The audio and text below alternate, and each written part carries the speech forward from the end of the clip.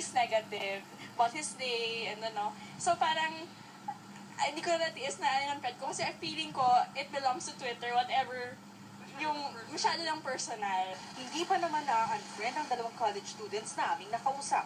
Pero kung sakali, baka masaktan daw sila at maging awkward na ang relasyon sa kaibigan.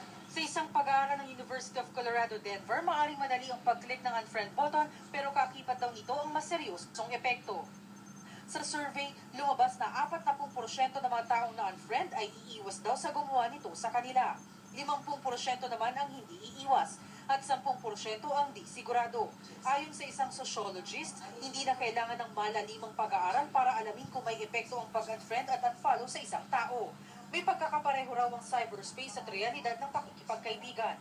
Ang cyberspace raw ay nagiging daan ng isang kaibigan mula sa mababaw hanggang malaliman na relasyon. Kaya kapag na-unfriend o na-unfollow, nasasaktan daw ang damdamin ng isang tao.